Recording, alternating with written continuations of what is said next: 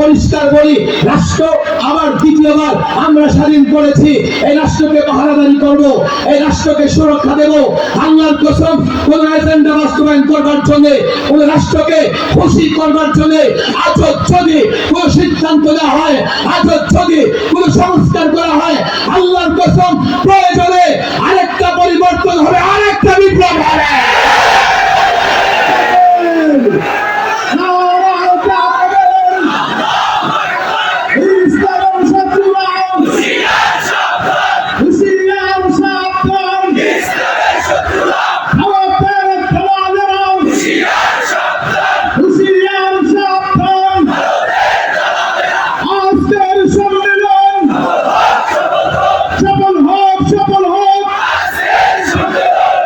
আমি মাদ্রাসা কওমিয়ার ছাত্রদের বলবো, জাতি এখন তোমাদের দিকে তাকিয়ে আছে।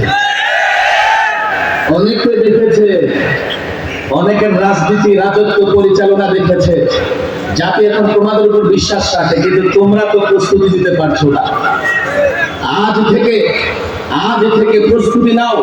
এই জাতির যুবক, জাতির মুসলমানদের বলো, আমরা ইসলামের কথা বলি।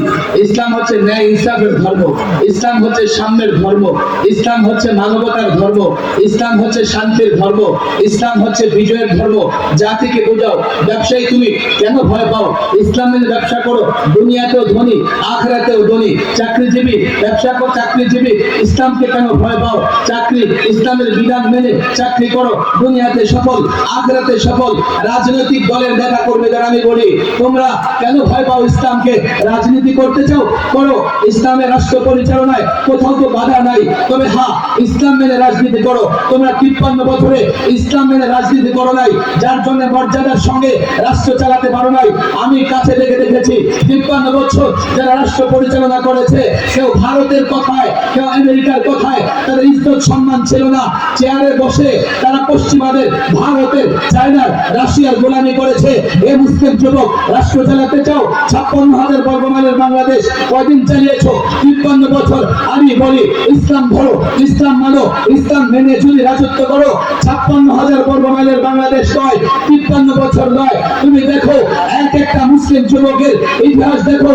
মোহাম্মদ বিন কাসিম ভারতে যখন ইসলামের পতাকা উড্ডীন করেছে, এরপরে 1200 বছর এই ভারতে ইসলামী শাসন ব্যবস্থা ঘুরে ফিরে ছিল। 56,000 বর্গমাইলের বাংলাদেশ নয়, অর্ধ পৃথিবী। এই যুবক, এই মাদ্রাসার ছাত্র রাজনীতি করতে চাও? এই মুসলমান যুবকেরা, দামালেরা রাজনীতি করতে চাও? তোমাদের আমি গ্যারান্টি দিয়ে দেই, ইসলাম ধরো, ইসলাম মানো, 56,000 বর্গমাইলের বাংলাদেশ নয়, গোটা দুনিয়া রাজত্ব করবে। আল্লাহর কসম, আজকাল বর্তমানের শাসকরা পশ্চিমাদের গোলামি করে, আর তুমি যদি ইসলাম ধরে, ইসলাম মেনে রাজত্ব করো, তুমি রাজত্ব করবে, পশ্চিমারা তোমার গোলামি করবে।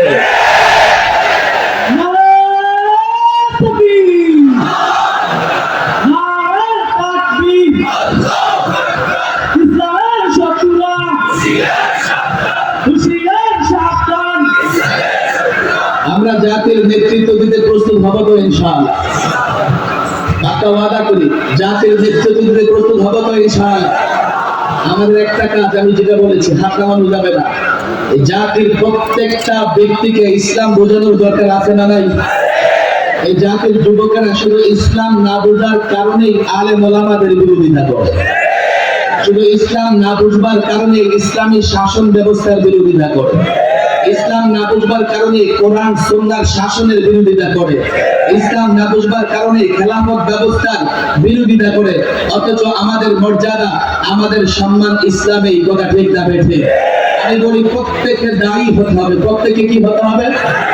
দায়ী হতে হবে, দায়ী ইলাল ইসলাম। আমরা মুসলমানদেরকে ইসলামের শান্তি বার্তা, রাসূল সাল্লাল্লাহু আলাইহি সাল্লাম শান্তির দূত, তার আদর্শ প্রত্যেকটা যুবককে বোঝাতে চেষ্টা করব তো ইনশাআল্লাহ।